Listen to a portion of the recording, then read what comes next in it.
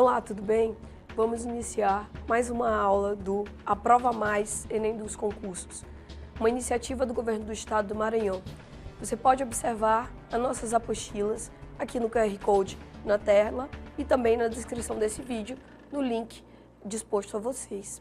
Tudo bem? Vamos dar continuidade a mais uma aula de noções do direito e agora também observando os outros princípios expressos na Constituição que fazem parte do regime jurídico administrativo.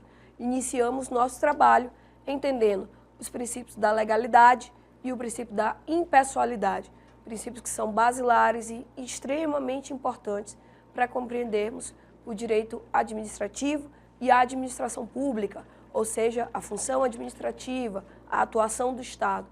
E agora observaremos o princípio da moralidade, certo? O princípio da moralidade administrativa não se confunde com a moralidade social.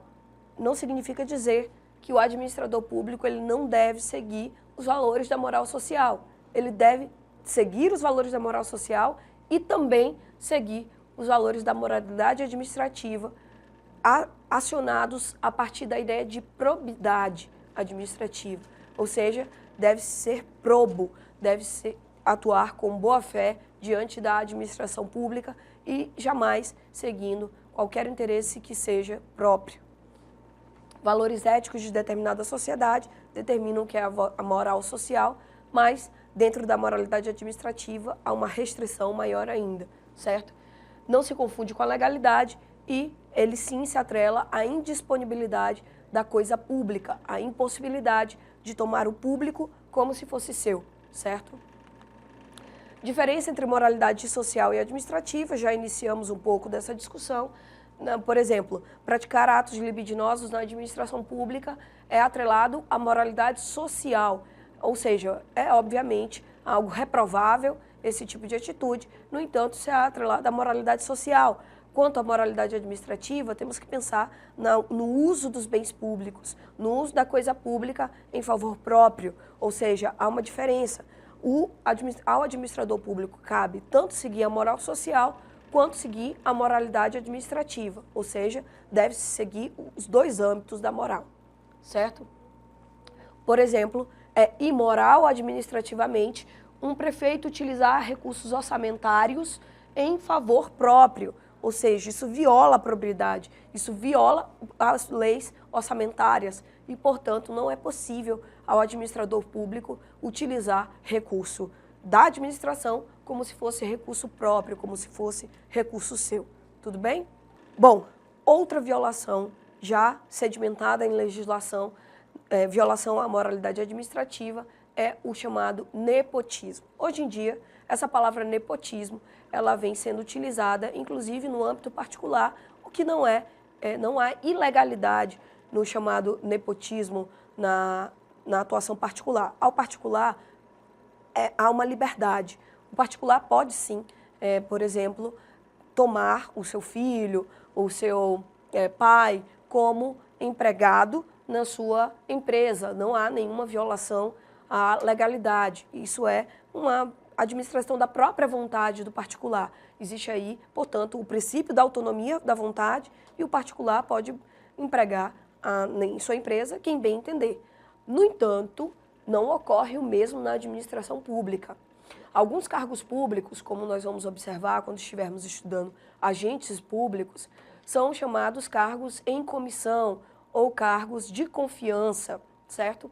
Nesses cargos em comissão, nesses cargos de confiança, há uma livre nomeação e uma livre exoneração, ou seja, não é necessário que haja concurso público para que aquele agente público possa estar atuando na administração, porque são cargos de livre nomeação e livre exoneração, são cargos de confiança.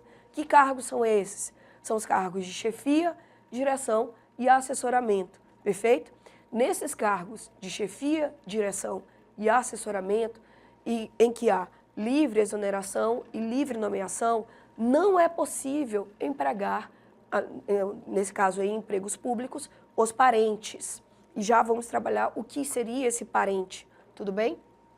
Inicialmente, Pensou-se no nepotismo a partir da Emenda Constitucional 45 de 2004, ou seja, antes de 2004 não se tratava de nepotismo na administração pública.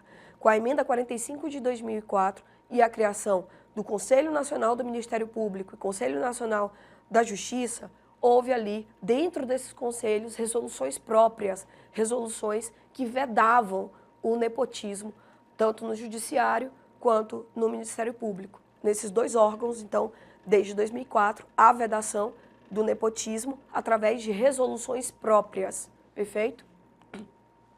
No entanto, com a edição da súmula vinculante número 13, a gente pode observar que isso se estende para toda a administração pública. Essa súmula foi extremamente questionada pela administração pública, pois disse que para a administração pública seguir alguma determinação, essa determinação teria que ser uma determinação legal, teria que haver lei própria tratando a respeito de vedação ao nepotismo. O que é uma inverdade. Não é necessário que haja lei própria, tendo em vista que a jurisprudência tem sim força vinculativa, principalmente quando se trata de uma súmula vinculante. Então, toda a administração pública, toda a função administrativa fica vinculada e obrigada a seguir a súmula vinculante número 13, desde sua edição, apesar dos questionamentos posteriores que existiram a partir disso. Bom, a súmula vinculante número 13 ela tem que ser observada na sua inteireza. No entanto, há formas de lembrar dela de maneira mais simplificada, ok? Vamos lá. A nomeação de cônjuge, companheiro ou parente em linha reta, colateral ou por afinidade, prestem atenção. Como vamos lembrar disso? Dos parentes, tudo bem? Cônjuge e companheiro, apesar do cônjuge se tratar da pessoa casada, lá segundo o regime do Código Civil, nós sabemos que tanto o cônjuge como o companheiro aquele que mantém união estável, tem os mesmos direitos e as mesmas obrigações. Ou seja, no Estado brasileiro atual, se a pessoa casada, bem como a pessoa que mantém uma união estável, tem os mesmos direitos e deveres. E, portanto, tem ali a mesma paridade. Portanto, lembrem-se, os parentes, incluindo-se os cônjuges e companheiros. Ou parente em linha reta, colateral ou por afinidade, até o terceiro grau. Por afinidade, por exemplo, enteado é parente por afinidade, sogra é parente por afinidade, cunhado é parente por afinidade. Lembrem-se disso, todos estes não podem ser dispostos em cargos de confiança, em cargos comissionados, em cargos de comissão, certo? Direção, chefia e assessoramento. Até o terceiro grau, inclusive da autoridade nomeante ou de servidor de mesma pessoa jurídica, investido em cargos de direção, chefia ou assessoramento. Prestem atenção.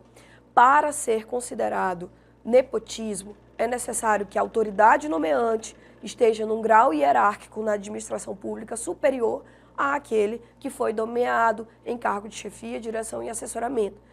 Não se exclui absolutamente, aliás, para deixar bem claro, se exclui absolutamente aqueles que passaram em concurso público, ou seja, que não estão aqui nos cargos de direção, chefia e assessoramento. Digamos, um juiz passou em um concurso público para estar naquele cargo de membro do Poder Judiciário e, ao mesmo tempo, o seu filho passou num cargo para analista do Poder Judiciário. Ou seja, ali não há uma nomeação advinda ali da chefia, direção ou assessoramento. Portanto, os dois entraram nas vagas desse órgão através do concurso público. Se afasta absolutamente aí causas de nepotismo, ok? Estou falando aqui, por exemplo, para dar um exemplo prático, um juiz que é membro, portanto, do Poder Judiciário e que traz para assessorá-lo o seu filho. Aí há, obviamente, um nepotismo, pois esse é um cargo de assessoramento, é um cargo em comissão e não é possível que seu filho, que é um parente em linha reta, aí, portanto, um descendente, como vamos ver a seguir, não pode ocupar este cargo de assessoria, perfeito? Aí existe justamente uma vedação a esse nepotismo, ok? A autoridade nomeante não pode trazer como cargo de confiança, não pode, portanto, nomear um parente, não pode nomear seu descendente até o terceiro grau. Para o exercício de cargo em comissão de confiança ou ainda de função gratificada, direta e indireta em qualquer dos poderes da União, dos Estados, do DF e dos municípios. Percebam, como a súmula vinculante ela é bem clara, é toda a administração pública, seja administração direta ou indireta, será vinculada à vedação. É vedado o nepotismo não só nos cargos do Poder Judiciário, do Ministério Público, mas, como era o caso quando havia apenas as resoluções, mas a toda a administração pública direta e indireta, certo? Compreendido o ajuste mediante designações recíprocas. Todos eles violam a Constituição Federal. Vamos observar que não existe apenas um nepotismo, como, por exemplo, um juiz que nomeia seu filho como assessor, perfeito? Que esse é um nepotismo comum, mas também existe um nepotismo cruzado e o chamado transnepotismo. Vamos observar exemplos desses, vamos observar o conceito e os exemplos desses nepotismos, desses tipos de nepotismo em breve. Vamos só finalizar aqui a compreensão da súmula. Primeiramente, nós temos que saber o que é parente, certo? Trouxe aqui essa imagem, que é uma imagem básica da ideia de parentesco, que se compreende mais profundamente no estudo do Código Civil. Mas é o que nós precisamos saber para entender aqui a súmula número 13, tá? Súmula vinculante número 13 do STF. Portanto, vamos dizer que a autoridade nomeante seja esse eu aqui no meio, tá? Os seus filhos, que são seus parentes em linha reta do primeiro grau, ou seja, são os descendentes, parentes em linha reta de primeiro grau, não podem ocupar cargos em comissão, bem como seus netos, que são parentes em linha reta de segundo grau, bem como seus bisnetos, que são parentes em linha reta de terceiro grau. O mesmo ocorre com os seus ascendentes. Primeiro grau, pai, segundo grau, avós, terceiro grau, bisavós, certo? Pais, avós, bisavós, até o terceiro grau. Fica fácil entender essa linha reta de ascendentes e essa linha reta de descendentes. Mas lembrem-se também aqueles que são parentes por afinidade, como, por exemplo, enteados, primeiro grau, como, por exemplo, sogros e sogras, primeiro grau, como, por exemplo, cunhados, certo? Que estão ali também, são parentes de segundo grau colaterais, perfeito? Por afinidade. Lembrem-se disso, ok?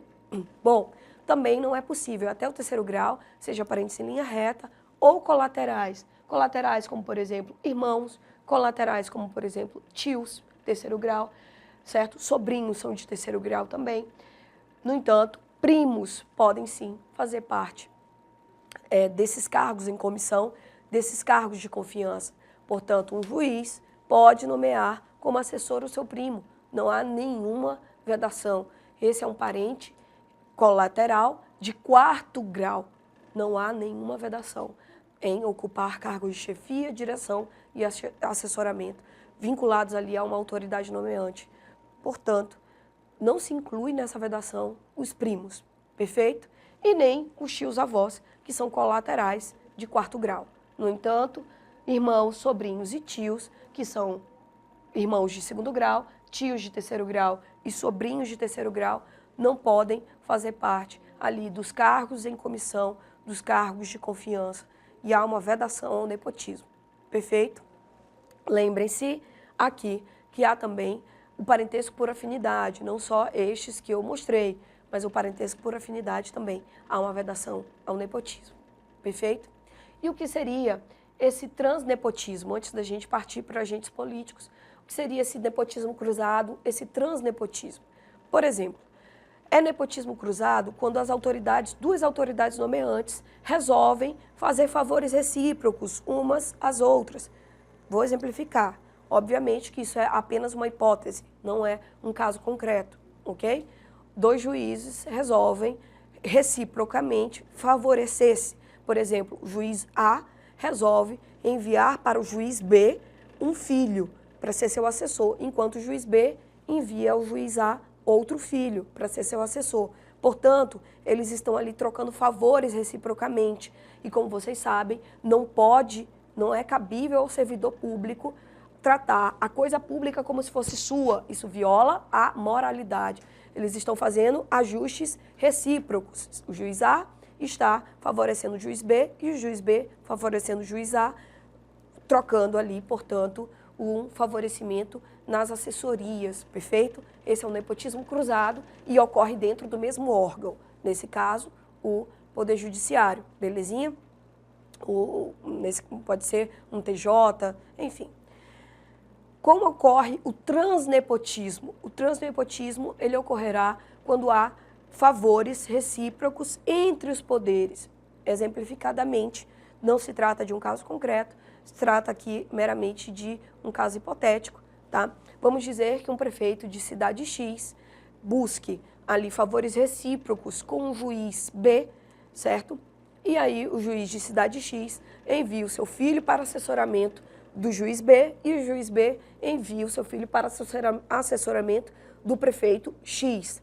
Aí esses ajustes recíprocos são entre poderes, não só entre órgãos do mesmo poder, mas entre poderes. Existe, portanto, um transnepotismo que é, obviamente, mais difícil de ser regulado e não afastando a vedação. Ainda assim, há uma vedação, ainda assim a súmula 13 é aplicável. Portanto, o transnepotismo é vedado, bem como o nepotismo cruzado. Tudo bem? Perfeito. Ok. Seguindo, quanto aos agentes políticos, existe aqui uma exceção ao nepotismo. Não se trata de nepotismo quando o nomeado é um agente político. Entendam.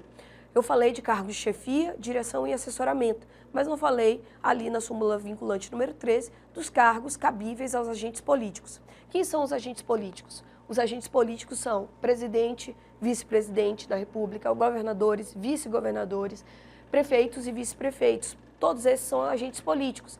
E esses agentes políticos, eles delegam suas funções a ministros, a secretários, perfeito? Nessa delegação de funções, aqueles que tomaram as funções delegadas são também agentes políticos. E, portanto, eles não exercem cargos em comissão, não exercem cargos de confiança exatamente, tá? Eles têm ali uma deliberação maior, eles têm, portanto, a possibilidade de agir de maneira discricionária e são ali agentes políticos. Podem ser livremente exonerados e livremente nomeados também, mas existe uma exceção. Quando se trata de agentes políticos, existe uma exceção já consolidada na jurisprudência em que é sim possível nomear parentes até o 3º grau sem nenhum problema. Titulares de cargos estruturais, a organização política, que fazem parte ali do esquema fundamental do Estado e do poder, podem sim, nessa livre nomeação e exoneração dos cargos políticos, dos agentes políticos, tratar-se de parentes, não tem problema, certo? O vínculo não é de natureza profissional, mas sim de natureza política e, por isso, os auxiliares imediatos dos chefes do Executivo, como é o caso de ministros e secretários, podem sim fazer parte do seu parentesco, não tem problema, certo? Por exemplo, vou exemplificar antes de a gente passar para a nova lei de nepotismo.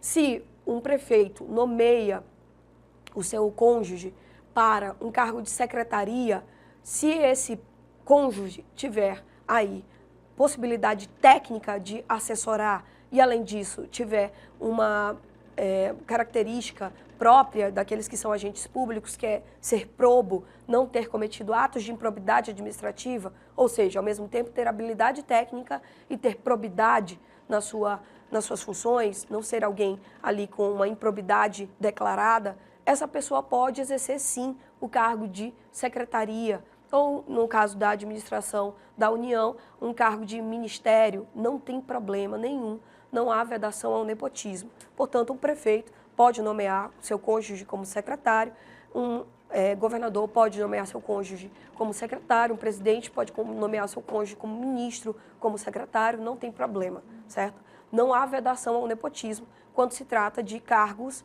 de agentes políticos, certo? Perfeito. Bom, há uma nova lei de nepotismo, essa lei é a Lei 14.230 de 2021, que altera a Lei 8.429 de 92.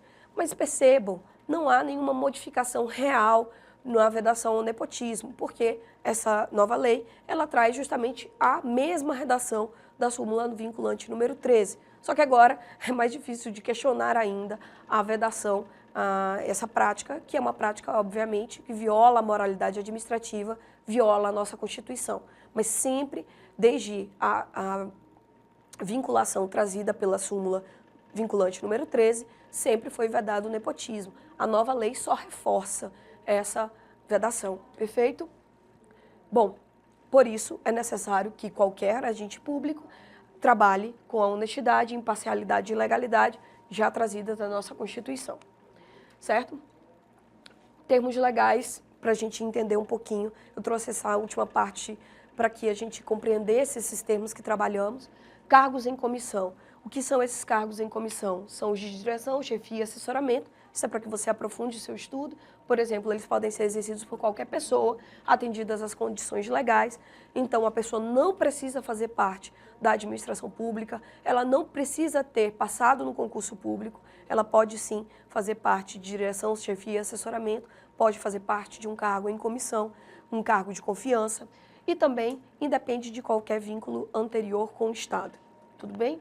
Já o que seria essa função de confiança, ou como vemos na súmula número 13, na nova lei, função de confiança ou função gratificada, é uma função exercida por aquele que já é servidor público. O servidor público, em regra, tá? Essa regra tem exceções, que estão no artigo 37, em regra, ele não pode exercer 2 cargos, ele não pode ter um acúmulo de cargos públicos, tudo bem? No entanto, o servidor público, quando há possibilidade, ele pode exercer função pública, uma nova função pública, além daquela função que ele já tem em seu cargo. Por exemplo, um analista do judiciário, um analista do Poder Judiciário, pode exercer uma função pública, uma função gratificada para assessoria. Portanto, ele pode assessorar ou mesmo fazer parte ali da direção de uma vara, pode assessorar um juiz, não há problema algum, certo? Ali, portanto, ele vai estar exercendo uma função de confiança, uma função gratificada. Ele vai continuar exercendo, portanto, aquilo que seu cargo demanda, mas adicionará uma nova função, certo? Atribuída a quem detém um cargo efetivo, haverá ali um acréscimo de responsabilidade, portanto, ele não vai acumular um novo cargo, mas sim acrescer uma responsabilidade, acrescer uma função e há um acréscimo remuneratório, por óbvio, de gratificação ao seu novo trabalho. Vamos às questões. O artigo 37 da Constituição Federal de 88 estabeleceu os princípios da administração pública, que constituem a base para uma administração transparente, responsável e comprometida com o bem-estar coletivo. Relacione os princípios listados a seguir e as suas respectivas definições. Bom, essa questão você vai ter que, em cada um desses parênteses, deslocar, obviamente, aqui os números, certo? Que correspondem a cada um dos princípios que a gente vem estudando. Princípio da legalidade, princípio da impessoalidade, eficiência, iremos estudar em breve nas próximas aulas, e moralidade acabamos de estudar. Obviamente que eu explicarei minimamente o que é o princípio da eficiência para já compreendermos essa questão. Bom, correlato à probidade. Repetimos muito agora, né? O que é probo, aquilo que é próprio da administração, o que deve seguir a legalidade, mas não é confundido com ela e, no entanto, é mais amplo, porque também deve observar a moralidade social. É o princípio da moralidade, portanto, ali o número 4 deve ser posto nesse primeiro parêntese. Correlato à probidade, temos a moralidade, perfeito? Segundo parênteses, norte em prol do interesse público. O que tem esse norte em prol do interesse público? Observamos, portanto, aqui a impessoalidade, que tem um norte em prol do interesse público, certo? Visa o interesse público. Foco da ciência da administração. Temos aqui a eficiência. Ainda não estudamos, mas estudaremos em breve. A administração pública, ela precisa ser eficiente. O que é ser eficiente? É usar os menores meios possíveis, ou seja, gastar o mínimo possível, por exemplo, gastar um orçamento público de maneira concentrada para alcançar os melhores resultados. A administração pública tem esse foco, esse norte, certo? E, por último, oposto à autonomia da vontade, temos a legalidade. A autonomia da vontade é o que rege, por exemplo, as relações entre os particulares. Você casa se você quiser, você assume um contrato se for da sua vontade, mas a administração pública não pode seguir dessa forma. Deve seguir a estrita legalidade, é subordinada à legalidade, beleza? Então, é o contrário, é o oposto da autonomia da vontade. Portanto, temos aqui as questões a serem assinaladas, A, B, C, D. Aqui dispusemos 4, 2, 3, 1 e, portanto, é a letra C. 4231, a letra correta. Espero que vocês tenham tido bons estudos e possam aprofundá-los aqui nas nossas apostilas. Até mais!